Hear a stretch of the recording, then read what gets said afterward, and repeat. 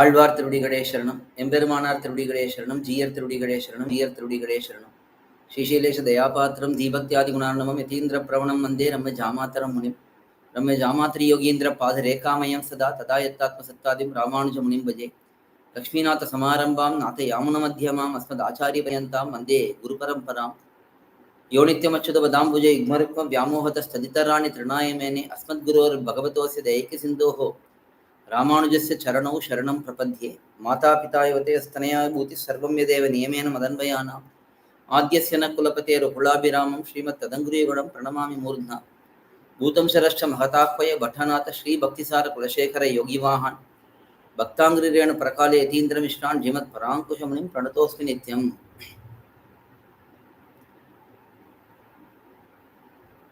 In the series of lectures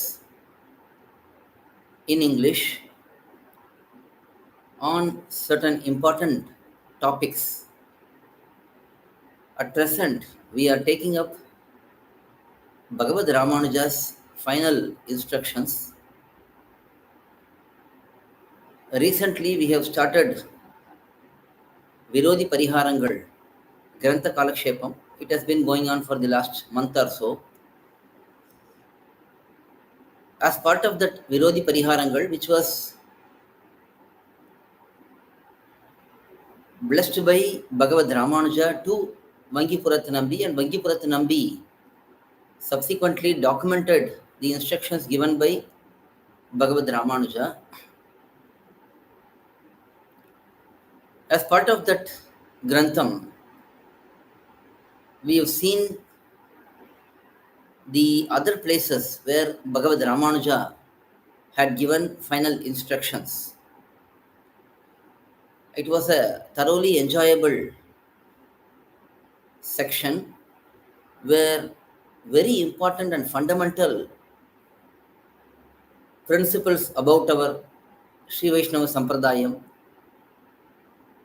what are all the aspects which we need to pursue and what we need to avoid, they are all shown in a very pinpointed manner. This Virodhi Pariharangal Grantham itself is a very beautiful, very, very fundamental Grantham which has to be studied by every Sri Vaishnava. In fact, in my view, this Virodhi Pariharangal should be studied first as soon as one gets into Sri Vaishnava Sampradayam, because it gives us clarity on what we should do and what we should avoid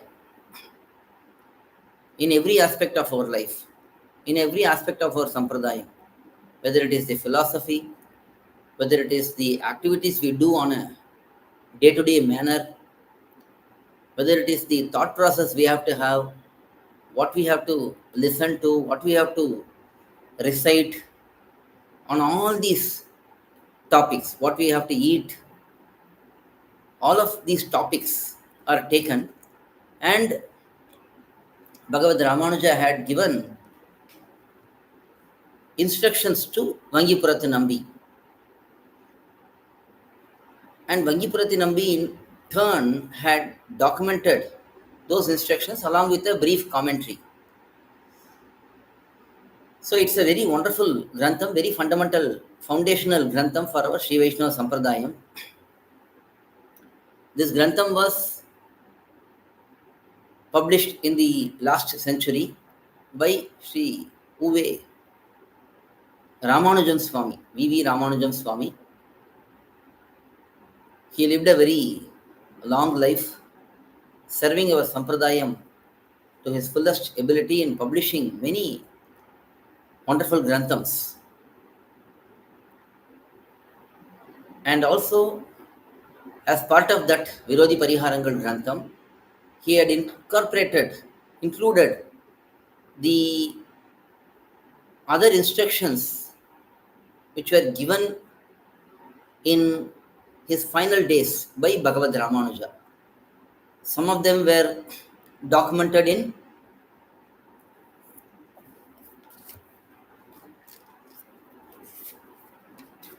Guru Parampara Prabhavam, Arayarapadi, and then there is also some which are documented in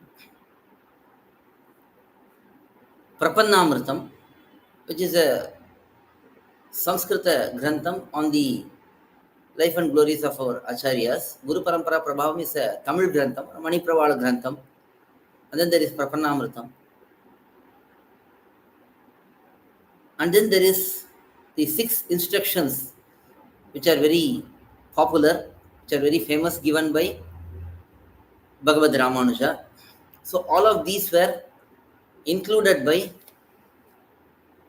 V.V. Ramanujan swAmy in his Virodhi Pariharangal publication. So we are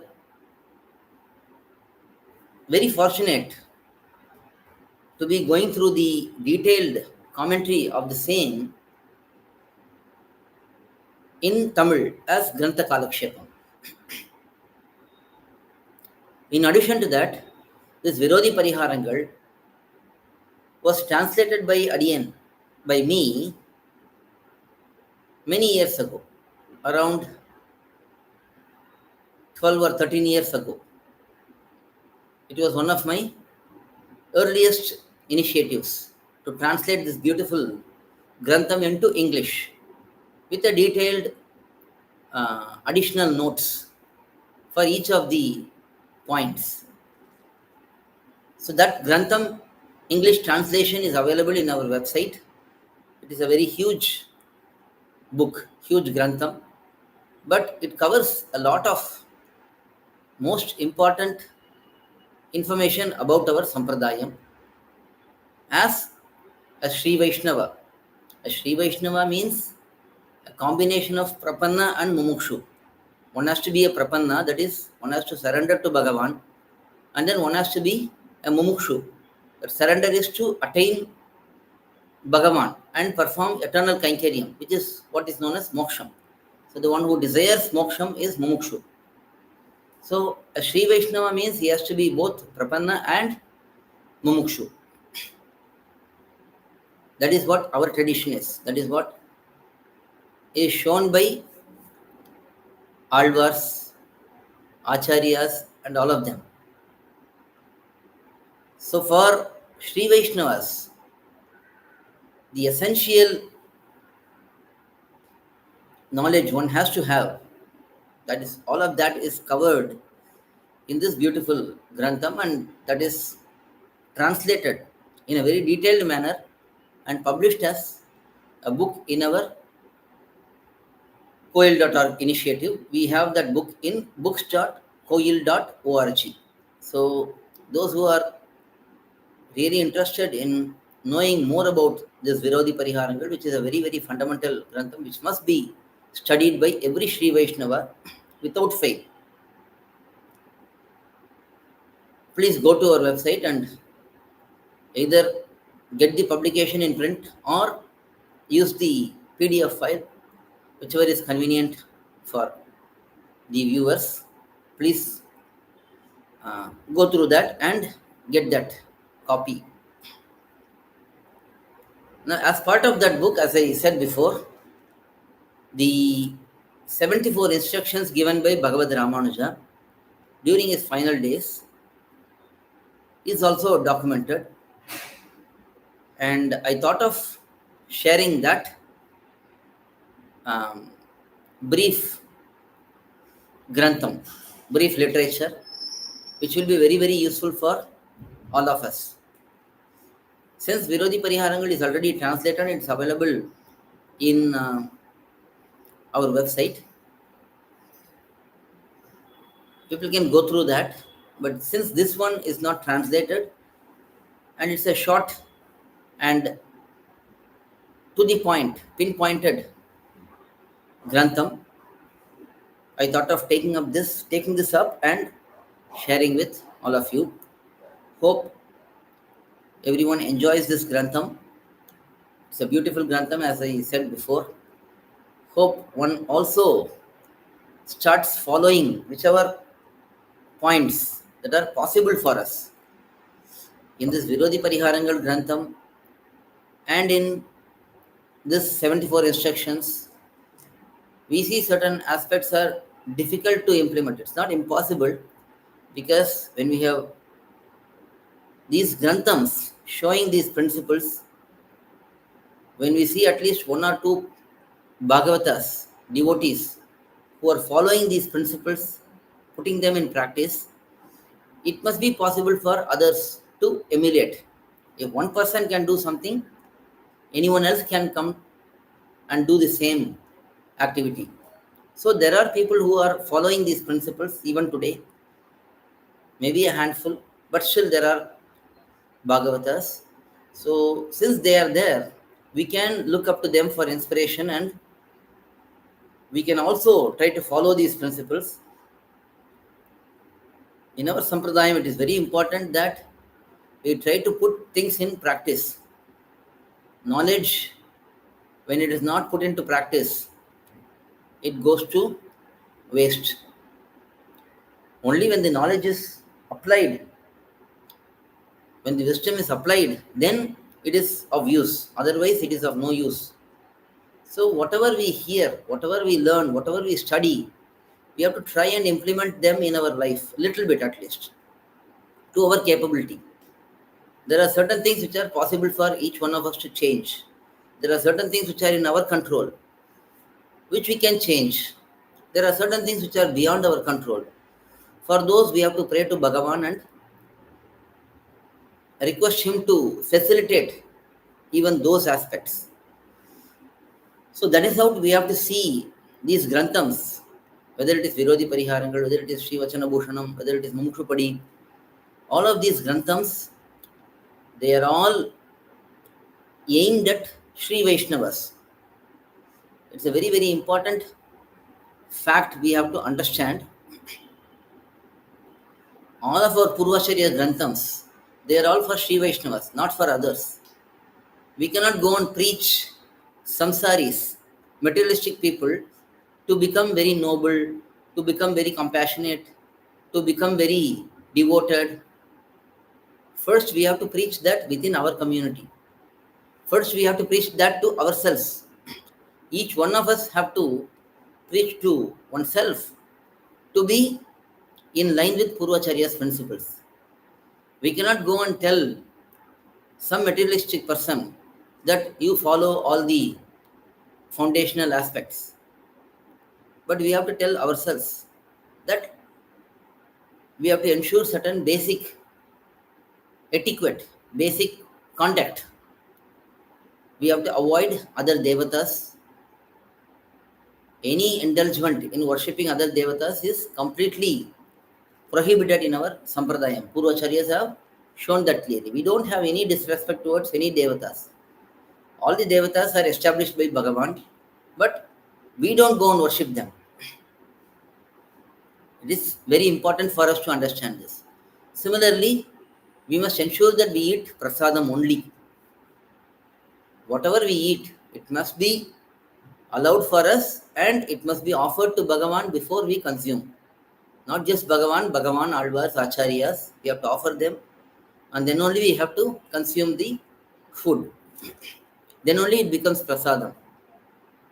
Before we offer the food to Bhagavan, it remains as bhogam. Once it is offered to Bhagavan, once Bhagavan accepts that, it becomes prasadam. So we have to eat prasadam only. When we say that we have to eat prasadam, then we have to understand what we can offer to Bhagavan. Can I go and offer something which is forbidden in Shastram? No, I cannot. So I have to consume only what is allowed for me. As a Prapanna, as a Sri Vaishnava, whatever is allowed for me, only that I can consume. So these are some basic aspects. Avoid apacharams. Avoid hurting others. Avoid obeying Bhagavan. Avoid disobeying Shastram. If we disobey Shastram, that is Bhagavad Apsaram. Shastram says certain rules and regulations. We have to follow that. If we don't follow that, then we are doing Bhagavad Apsaram. If we try to steal Bhagavan's properties, everything is Bhagavan's property. If we try to claim ownership, then that is Bhagavad Apsaram. In this manner, there are many aspects which are Bhagavad Apacharams. If we consider other devatas to be at par with Bhagavan, if we consider Bhagavan's divine form to be inferior or superior based on the material it is made, these are all Bhagavad Apacharam. And then there is Bhagavata Apacharam, that is offending Bhagavatas, hurting Bhagavatas. What does it mean to offend Bhagavatas? The first and foremost thing which is shown in our Purvacharya Granthams, in the ancient literature, is to consider a person, a Bhagavata, a devotee, inferior based on his birth. That is the foremost offense one can do towards a Bhagavata. Any Bhagavata, any devotee, if you look at a person and based on his birth, if we say that this person is inferior and based on his birth, this person is superior, if we say that, that itself is an offense. That's a big offense actually. Similarly, if one is considered as superior or inferior based on one's knowledge, one's wealth, one's physical appearance, these are all something which we observe today. If somebody, some wealthy person comes, people fall head over heels and celebrate him, accept such person. Even in temples, we see this. Even in temples, when I say that, temple is the place which is sacred, where we should be very, very honest, we should be very devoted, we should have a far wider, compassionate vision. But even in temples nowadays, we see such discrimination. If somebody comes with money, they are treated differently. If somebody is looking nice, beautiful, appealing, then one goes and talks to that person. If somebody is not so beautiful, beauty is in the eyes of the beholder, still general perception is there. So if somebody is ugly in one person's view, then that person will not go and talk to that ugly person. So these are all, if you read it in Bhagavatas, if such discrimination is done, that you are inferior based on your birth, your wealth, your knowledge, your conduct, none of this matter. It is the firm faith in Bhagavan. Bhagavan is Upayam, Bhagavan is Upayam, and acting according to that. That is what makes a person superior or inferior. If a person is Sharanagata, but still he is going around materialistic desires, worldly pleasures, then that is not anything to glorify. Such persons have to be reformed. The acharyas have to reform such person. But if the same person is very devoted, very humble, very dedicated, then that person is superior. He has to be glorified. So such offenses, apacharams, have to be avoided. So these are some of the fundamental aspects which people are not even grasping these days. Even in Sri Vaishnava families, even in traditional Sri Vaishnava. When I say Sri Vaishnava, it is not just Brahmana Sri Vaishnavas, it is also Abrahmana Sri Vaishnavas. All are Sri Vaishnavas. It is just whether Brahmana Sri Vaishnavas or Abrahmana Sri Vaishnavas. That is the difference. So such discrimination, considering one person to be superior based on one's birth and other aspects, or considering another person to be superior. So inferiority, superiority is not based on birth, wealth, and all of these. It is based on one's bhavam, one's total surrender. So that is what is going to be determining the greatness of an individual. So without realizing this, if people continue to do Bhagavata Apacharam, then that will lead them to hell only. They will suffer in this samsara only. Even though they have got Acharya Sambandham, still if they continue to do Bhagavata Apacharam and does not show any remorse for that, does not repent at all, then they will also suffer only. So these are some of the basic aspects. That is, avoiding other devatas,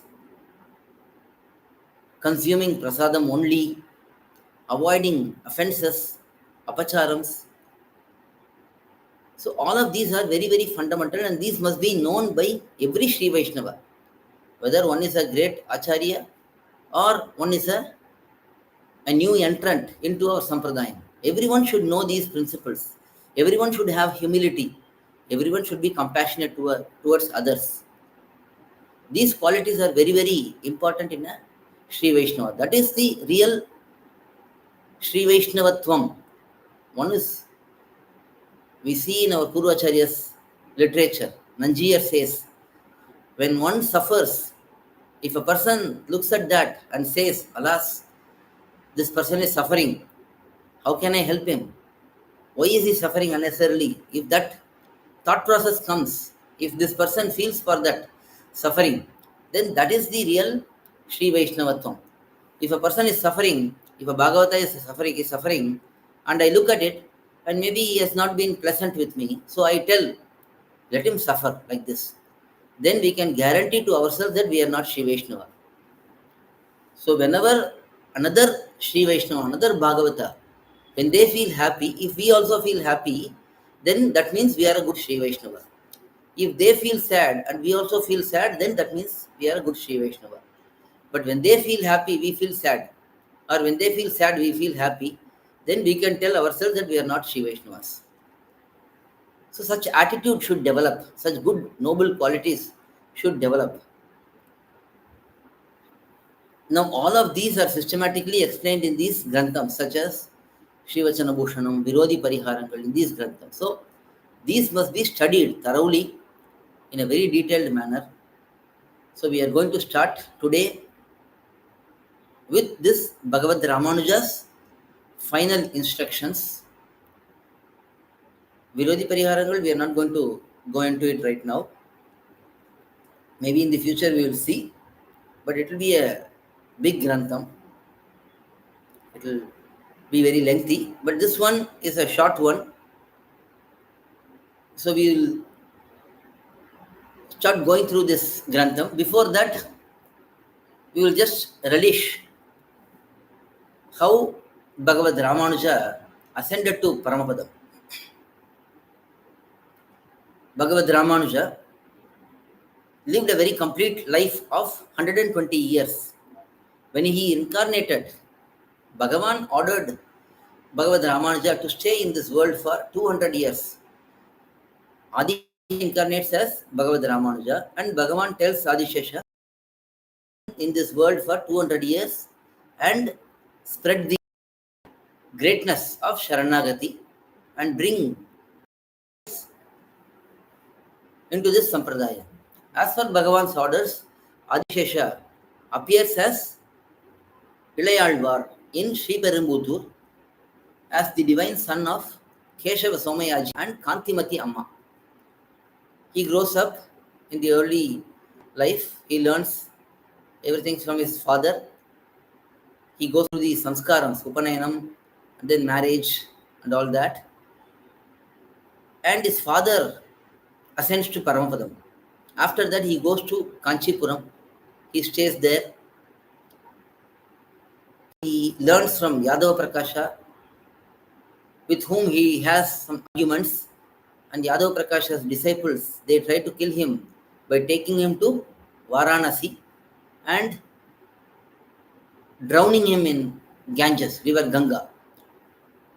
But somehow he escapes from that plot with the help of Yambar, Govindacharya. This year is Yambar's thousandth Trinakshatram. So such Yambar helps his young elder brother, that is Bhagavad rAmAnuja, Ilayalvar, to escape from that situation, and then he comes back to Kanchipuram. He takes guidance of Kanchipurna, Tirukachinambi, and serves Varadaraja Bhagavan, Deva Perumal. And then at some point, he accepts sannyas ashramam, become to be called as rAmAnuja, Yatiraja. And then after some time, he goes to Srirangam. He is greatly and warmly welcomed by Bhagavan Sri Ranganatha. And he was given great honors. At that time, Bhagavad Ramanuja, Sri Ranganatha gives the title Udayavar. Udayavar means swAmy. Udayavar is Tamil word. swAmy is Sanskrita word. swAmy means the owner. So, Bhagavan gave Ubhaya Vibhuti to Bhagavad Ramanuja. Nitya Vibhuti and Leela Vibhuti. Nitya Vibhuti is Paramapadam, Leela Vibhuti is Samsaram. And he tells Bhagavad Ramanuja that whoever Bhagavad Ramanuja is accepting as his follower, they will be given Paramapadam. So, in this manner, Bhagavan gives great honors to Bhagavad Ramanuja, and Bhagavad Ramanuja continues to grow our Sampradayam. He writes commentaries to Brahma Sutram. He explains Brahma Sutram in a detailed manner in Sri Bhashyam. And then he also explains the essence of Brahma Sutram in Vedanta Sutram, Vedanta Deepam. And then there is Vedartha Sangraham, which talks about the essential controversial aspects which were misinterpreted by Advaitis and others in Upanishads. Bhagavad Ramanuja did not write a separate set of commentaries for Upanishads, but he composed Vedartha Sangraham and eliminated all the doubts one may have in Upanishads. And then he gave Nitya Grantham, which is the Tiruvaradhana Kramam, and then he gave Gita Bhashyam, Sri Bhagavad Gita Bhashyam, and then he also gave Gadyatrayam, Sharanagati Gadyam, Sri Ranga Gadyam, Sri Vaikunta Gadyam. All of these Gadyams were given by Bhagavad Ramanuja. Subsequently, he becomes very famous, travels all over Bharata Desham and preaches the message of Bhagavan, convinces many people and brings many devotees, many disciples. In this manner, he lived a very successful, glorious life. Finally, he went to Tirunarayanapuram for some time, hiding away from the evil Shaiva king. And then he returns to Srirangam and he stays for more time in the Srirangam. And finally, one day he goes to Periya Perumal and recites Gadyatrayam. This Gadyatrayam, Sharanagati Gadyam, Sri Ranga Gadyam, Sri Vaikunta Gadyam, he recites all of those in front of Periya Perumal, Sri Ranganatha. And Periya Perumal becomes very pleased. He says, "What do you need?" And then Sri Ramanuja, Bhagavad Ramanuja asks, "I need to be liberated from this world as soon as possible."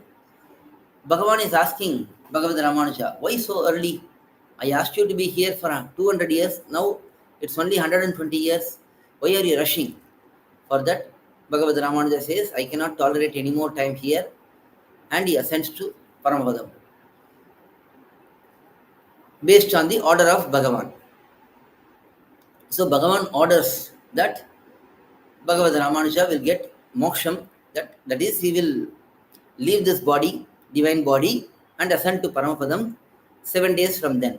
On that day, from that day, 7 days time was given to Bhagavad Ramanuja, and Bhagavad Ramanuja became very happy and he started giving some special instructions to his devotees, his disciples. And all the disciples there, all the Bhagavatas there, they are all wondering, why is Bhagavad Ramanuja giving so much instruction suddenly? Is it maybe his final moments? So they think like that and they ask Bhagavad Ramanuja, and Bhagavad Ramanuja finally admits that Bhagavan has granted moksham to Bhagavad Ramanuja and he is going to ascend to Paramapadam in 7 days. So at that time he gives very, very important instructions, and those instructions, they are found in a few different places. It is part of Guru Parampara Prabhavam. Certain aspects are highlighted there. And then there is Prapannamritam, where some of these are highlighted. We are going to see the Bhagavad Ramanuja's final instructions from Prapannamritam. And then there is Virodhi Pariharangal, which is Bhagavad Ramanuja's instructions to Vangipurathu Nambi. So in this manner, there are wonderful final instructions given by Bhagavad Ramanuja. So Bhagavad Ramanuja is giving continuous instructions like this, and the disciples, Bhagavad rAmAnuja's disciples, servitors, followers, they all suddenly become concerned. Why is he giving lot of such instructions? And then they ask what is going to happen, and Bhagavad rAmAnuja tells them, yes, I am going to be leaving this abode in 7 days. Hearing that, many people, they all fall down like a broken tree. So they became exhausted and exasperated. They were unable to even think about Bhagavad rAmanuja leaving them. We have to think about this even in a practical way. Bhagavad rAmanuja lived here for 120 years in this world. Many of his devotees, his disciples, they lived their entire life along with Bhagavad rAmanuja. So they have been seeing and worshipping Bhagavad rAmanuja for such a long time. So for him to leave the divine form, that itself is not digestible for many of them. See, they were all fainting, becoming unconscious, crying out, wailing. And then finally, Bhagavad rAmanuja convinces everyone that nobody should do anything wrong, because some people are thinking they will commit suicide if Bhagavad rAmanuja ascends to Paramadam. Bhagavad rAmanuja says, it is a promise on me, nobody should engage in any such activities. You have to be here, follow my instructions, follow the will of Bhagavan, and live a satisfied, complete life, says Bhagavad rAmanuja, and they all accept that. And from that day onwards, Bhagavad rAmanuja gives special instructions, and some of those instructions are going to be seen by us here. So in this manner, Bhagavad rAmanuja gives instructions. After that, when the time comes, when the 7th day happens, Bhagavad rAmanuja sits on a seated posture and he is meditating upon Yamunacharya, Adavandar. He is having his head placed on devotees and his lotus feet placed on devotees like Parashara Bhattar, Kidambi Achan, and many of them. And he gives up his body and ascends to Paramadam. Seeing that, everyone becomes heartbroken and they all start crying and wailing. But after some time, they realize that it is reality of this world. If somebody comes, they have to leave. So they start doing the final rites, Charama Kankaryams for Bhagavad rAmanuja. It was done in a most elaborate way. As soon as Bhagavad rAmanuja ascended to Paramapadam, Sri Ranganatha became very upset that Ramanuja is no more in this Sri Rangam. And then he orders all the disciples, devotees there, to bury Bhagavad rAmanuja's divine form under the ground in his Vasanta Mandapam. Whatever Bhagavad rAmanuja's Sannidhi we are seeing today, that is Sri Ranganatha's Vasanta Mandapam. It was given by Bhagavan to Bhagavad rAmanuja. After Bhagavad rAmanuja ascending to Paramadam, to preserve Bhagavad rAmanuja's divine form, divine body, this place was granted by Bhagavan. That is why we see that Bhagavad rAmanuja's divine form is buried under the Moolavar Sannidhi. And subsequently, the Moola Murti, that was consecrated, and then Utsava Murti, Bhagavad rAmanuja's Utsava Murti, that was also consecrated. So in this manner, Bhagavad rAmanuja's divine ascent to Paramapadam, that was glorified greatly. Many Bhagavatas recited Divya Prabandham. Tirumanjanam, Abhishekam was performed by for Bhagavad rAmanuja. This his divine final form. In this manner, lots of glorifications were done, and lots of the many aspects which are shown in Shastram, they were all completely fulfilled. And then finally, his divine form was buried under the ground in his Vasanta Mandapam, and now we see Bhagavad rAmAnuja's divine form as Moolamurti and Utsavamurti. So in this manner, he ascended to Paramapadam, but before ascending to Paramapadam, he did not remain quiet.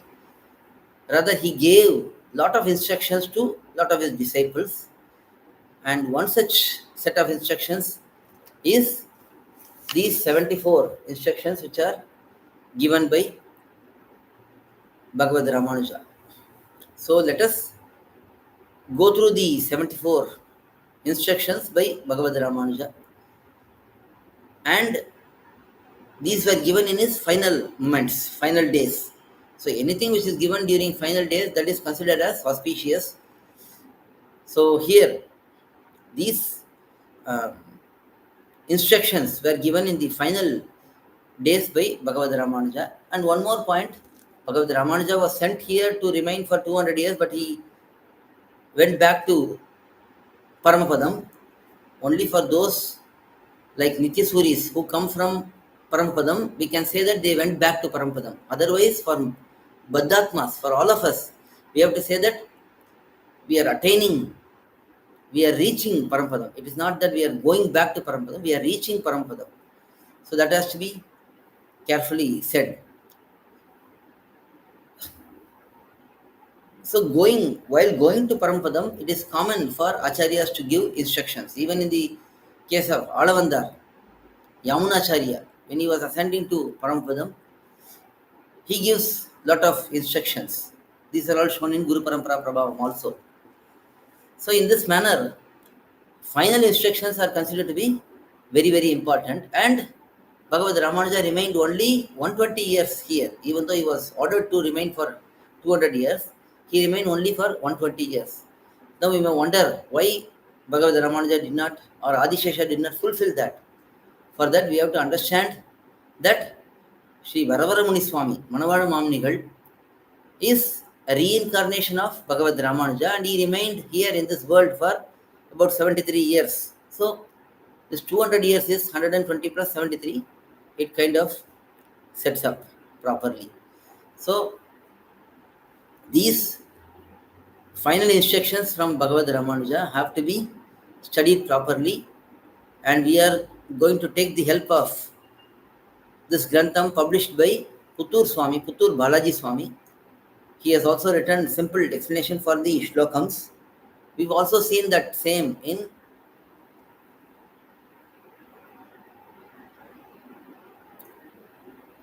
previous Granthams.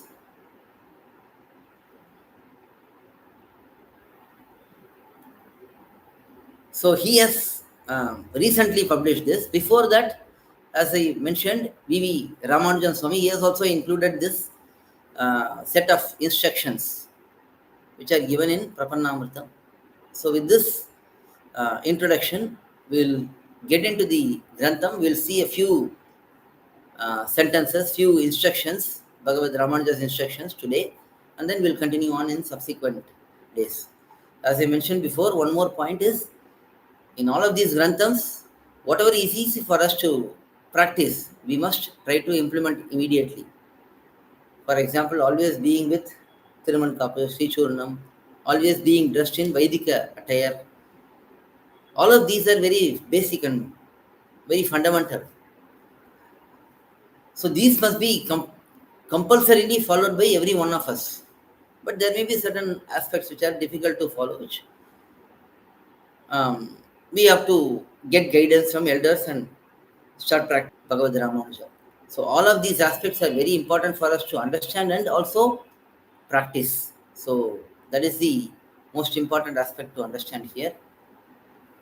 With this, we'll stop today and we'll continue on in the next session, which will be on next Saturday.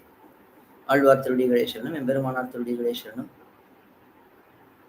GR Thirudikale Sharanam, GR Thirudikale Sharanam. Pallandu Pallayirathandi Palakodi Nooraayiram Mallandu Thindol Nivanna Unsevadi Sevidirikka Padiyom Modum Nodum Perivinnayiram Pallandu Vadivayin Ennulla Vazhigin Namavayim Pallandu Padivar Sodi Valathariyam Shudar Adiyum Pallandu Padavor Mukkumuழங்கும் Appaja Sanniyamum Pallandu